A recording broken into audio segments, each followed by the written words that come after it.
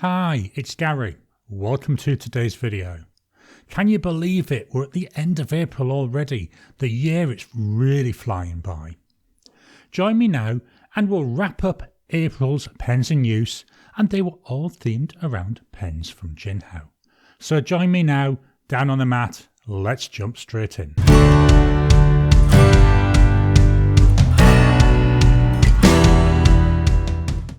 So here we are down on the mat.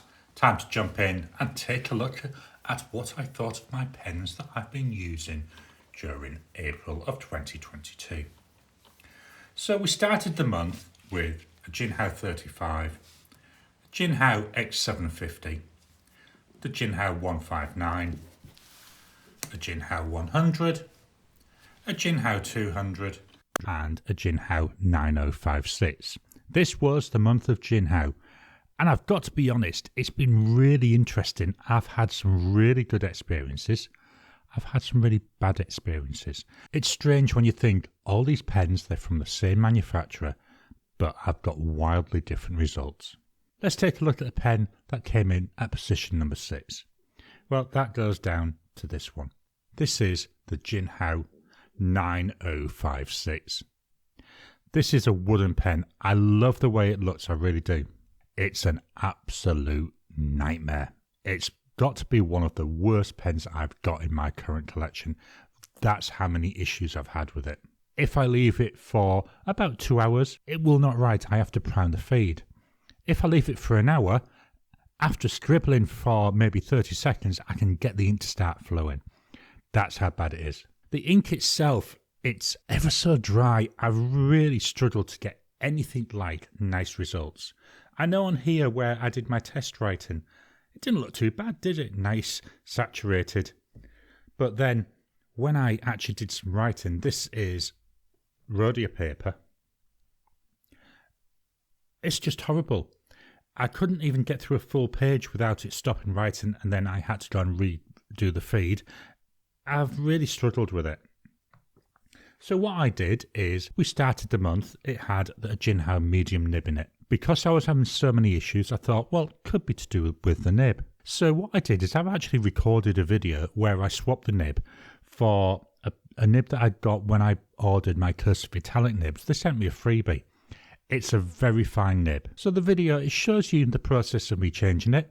And at the end, yes, I'm able to do some writing, but it's such a fine nib that I really didn't like it. A couple of days after I'd recorded that video, I swapped the nib again and I put in a cursive italic because I thought, well, it's a nice nib. It hopefully will show off the ink. If we take a look here on the Tomoe River paper, this is 52 GSM paper. Again, it looks really nice. It's just after I put the nib in, so the feed, it was nice and saturated. But as we saw with the rhodia paper, after a couple of days, it's horrible and I really struggled to write with it. I did think to myself, it's got to be something to do with the nib. What I then did is I took that ink and I put it into a Jinhao 159.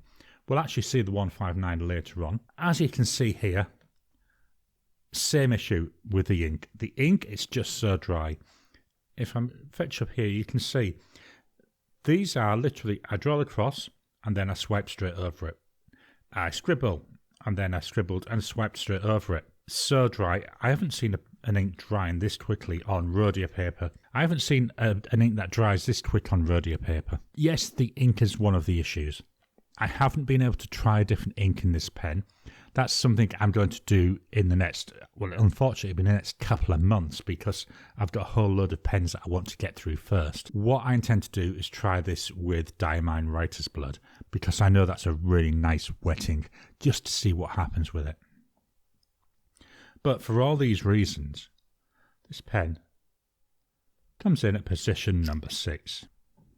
Just going to move the paper a bit. We've got the bottom one off the list. Can I get all the rest in? Nearly. There we go. Position number 5. Had to think about this. That goes to the Jinhao 35. This, again, it's another nice looking pen. It's black. To be honest, it looks like a tube. So in that respect, it's not got the interest that some of the other pens has. You know, if you look at it like that, you would think it was a piece of black tubing. I love the fact that the nib has got that black nib as well, so it all follows through. What I don't like about this, let me just reposition the paper. It's not the pen itself, it's the fact that it's a fine. And yes, I know it's a very personal choice. At the moment, I'm really not into fine nibs. I do like my broads. When it was writing with it, it looks nice. I had no problems with it writing. I like the ink colour. It's an unusual red. One of the things I don't like, the section on here is so thin. What I was finding is after I'd written maybe 4 sentences, my fingers and my thumb, and certainly up here, that would start to ache from having to grip the pen so tightly. And that to me is what spoilt it. Other than that, the writing experience was nice. Let's go and look at the Tomoe River paper. So here we go. As you can see, it's lovely. We've got nice flow. When I was writing this, the pen, it was nearly out of ink. That's why I made a note on the bottom, just so that you know. But it writes lovely. I didn't need to refill this pen during the whole month, partly because it was fine, so I wasn't really reaching for it like I was some of the other pens. But it still lasted me a month. And I could have refilled it and maybe got another 2 weeks out of it. But again, when I compared it to the others, I just wasn't enjoying the experience. So this comes in at position number 5. So that was the Jinhao 35. At position number 4, that goes to this. This is a Jinhao 159. I really like this pen. It's really nice in the hand. It's a fat pen. Look at that. That fits so nicely in my hand. If I was going to complain, slightly little bit on the short side for me. I would have liked it maybe an extra 0.5 centimetre long, but I'm not going to worry about that. I've refilled this pen 3 times this month. That's how much I've enjoyed using it. But then, why is it coming at position number 4? Well, yes, it looks nice. Yes, it works nice. But what I've found is I was having some issues with writing. It hard starts terribly. If I don't write for maybe 2 seconds, it hard starts. It starts flowing again very quickly. When it's flowing, it's gorgeous. I love the ink. It's just that hard start. I was also getting some issues with getting some slight railroading. If we take a look over here on the Tomoe River paper, you can see here we've got that nice, gorgeous ink colour. But then, if you go and look about halfway down where we've got I like, you can see how the eye looks weird. If we look down the bottom, where I do my tests for wetness, then below that I do my tests for line variation, you can see the railroading happening. But it flows well. It's so nice. I actually enjoy using this. And yes, I know there's that hard start issue. I can live with that, but again, I've got to compare it against what I was seeing with the other pens, and in that respect, that has to knock it down. The result is that this comes in at position number 4. So this is the Jinhao 159. Let me just reposition the paper. We've only got 3 pens left. See if I can get all 3. There we are, all 3. They're still visible.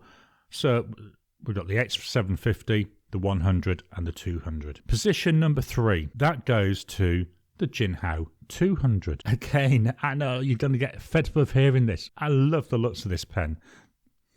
I love the colours. I love the tones in this pattern. It just looks different, doesn't it? This is another pen though.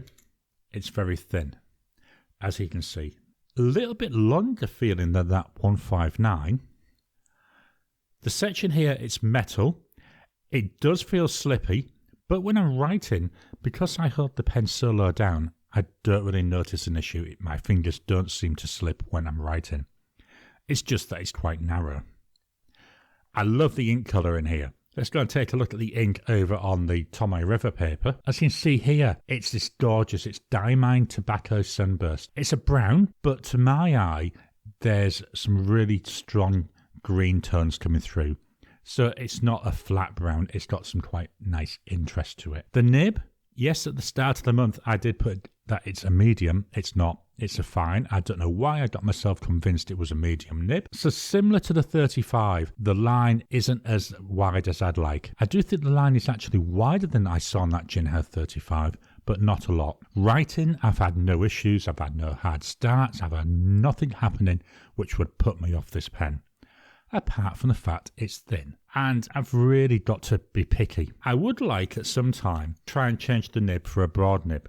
I think this is a number 5 size nib. So that's something, again, it's going to be a few months down the track. I may try that because as a nib holder, the pen looks really nice. It's just the fine line. That's what puts me off. But all in all, enjoyable pen. And this month, it comes in position number 3. So this is the Jinhao 200. So we're down to the last two. Again, I'm just going to slightly reposition this paper. Let's get that more central. There we go. So the 2 pens we've got left. Which one comes in at position number 2? It was very close. I like both these pens. In the end, I went for position number 2 goes to the Jinhao H750 with Noodler's Navajo Turquoise. I love the look of this pen. It's black, but it's got this textured feel. It feels really nice. The section, it's a bit wider. Not as wide as that 159, but still nice and wide. It's comfortable in the hand. Again, bit on the short side, but not too much so. I've loved the ink in this pen. Let's take a look over on the Tomoe River paper. I think this Navajo Turquoise, it's a gorgeous bright blue ink. I really like it. I enjoy writing with it. This was one of the pens that I would reach for. I did though have one issue with it. If we look down near the bottom where I'm doing line variation, look at all that railroading. So it's not a pen that you could really apply much pressure to the nib, which is fine. I mean, it's a nice medium nib anyway, and I normally don't apply pressure. But when I was doing my actual writing, the very last paragraph, it says, "I like thee." And you can see there on the T, a little bit of railroading starting to come through. I'm going to keep this pen inked up because I enjoyed using it. I enjoyed the combo. I like this ink in this pen. No flow issues. As we can see from the wetness tests, there's a fair amount of wetness to it as well. Nice though, nice and enjoyable to use. For this reason, I've decided that this month, this is position number 2. So that's the Jinhao H750. By default then, we can all work out what came in at position number 1. It went to this one. This is the Jinhao 100 Centennial. This is in the meteorite pattern. Really unusual pattern. I like the look of this. I know it's a duofold style pen. There's lots of pens with a similar shape. Take that off. We've got in there a number 6 nib. It's the Jinhao nib that came with it. Beauty though, if I get fed up with this, if I want to go for a broader nib, I can easily swap them out. It's another pen. I've filled this up 2 times. So I've enjoyed using it. I've nearly finished the sample I had of Robert Oster Cosmic Swirl. It's a nice ink. Looks really nice in this pen. I did get a question on one of my YouTube shorts about how I got the ink and pen combination here, because it's not exactly a colour combination. What I did is I took the name of this. So the pattern, as I say, is meteorite. And I went for another astronomical type name, which is why I went for the Cosmic Swirl. And actually, I do think that this ink and pen look nice together. Let's go and take a look over on the Tomoe River paper. You can see here how nice it is. I love this purple colour. It's nice, it's bright, it's in your face. Here I'm showing it on the Oxford Optic paper, and I think this is really fetching out the colours. I've done writing on a number of different papers with this, and every single paper I've loved the vibrancy of the purple. If we look down where I was testing my line variation, I did ever so slightly get an issue with railroading. It only happened that once. I just wanted to point it out because I'm trying to give as full a comparison as I can. Ink flow, really nice. It's a nice writer. It's smooth. It's a consistent writer. I pick it up, it writes straight away. Before I brought this into this month's rotation, it was filled and I could leave it 3 or 4 weeks, pick it up, and it would write straight away. It's a nice pen overall. And I decided that for this month, that's going to be coming in at position number 1. So this is the Jinhao 100 Centennial. Just going to turn the page. Now before we look at the last 2 pens, I want to point out here we've got all this show through with the paper. At the start of the month I did mention that I was seeing a lot of issues with this paper. I've done a separate video which will be going out during May where I looked at what was causing this issue. I think I've got down to the bottom of it. If you're interested, go and look at that video when it comes out. I think it's about the 10th of May, but I don't have the schedule right in front of me. That was a lovely video to make though, because I could experiment. I really enjoyed that. Anyway, the other 2 pens that I've used this month. Again, I've tried to stick to the Jinhao theme. So these are both Jinhaos. The first one is the X450. This is a new pen to me. It came in just as the month was starting, so that's why it didn't make it into the main pens. But I have been using this as one of my backup pens. And I've got to be honest, I think this would have been at position number 1 if it had been in the main pens. I've absolutely loved it. This pen is such a nice writer. Most of the Jinhao nibs that I've got, they're nice writers. I don't get very many problems. And as you can see from here, where I have got a problem, it's because I've been really, really picky. I love this pattern. So it's I'm going to call it a pale blue. It's not. It's more like a grey blue. And then it's got these lines through them. To me, it reminds me of lightning going through the daytime sky. I think it looks really nice. It's a pull-off cap. Number 6 size nib. Not as wide as the 159. I would say maybe very similar to the X750. And again, a bit on the short side. But it doesn't feel short when I'm writing with it. It will post, but I tend to use my pens unposted. Let's go and look at the Tomoe River paper. So at the start, I had this Diamine Royal Blue. This is a really rich blue ink, and I think the ink colour itself really, really nice. I'm calling out here, I wasn't getting any of the issues with my hand aching that I experienced with the Jinhao 35 and the Jinhao 200. Nice pen, a little bit on the short side, but that's me being picky.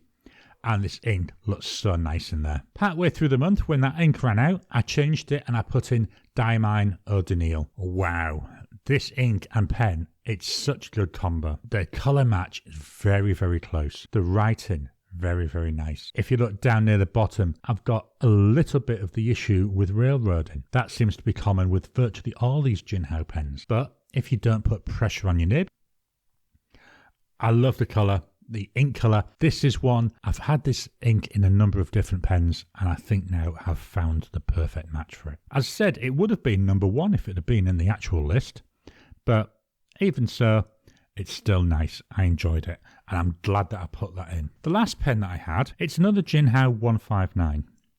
This time it's in blue. What's different between this and the other one? This has got a Conklin broad nib on it. Now, there's a funny story about this. I have a Conklin All-American in wood. Looks very similar to the 9056. It's another nightmare pen. There's just something about me and wooden pens we just do not get on. In the All-American, it's awful to write with. You'd start writing and you'd be maybe 5 minutes before you could get any ink flowing. I think it's to do with the cap. With it being wood, I think the ink is able to evaporate off when it's there. And that means it's dry when you start using it and you've got to really work it to get that ink going through. I usually end up having to prime the feed, so it's not a nice experience. I've tried all sorts with that pen. The last thing I tried, which was halfway through this month, is I took the nib and feed out of this 159 and I put it into the All-American. And I put the All-American's nib and feed into here. Do you know what? By doing that, it's fixed both the problems. Both the pens now write nicely.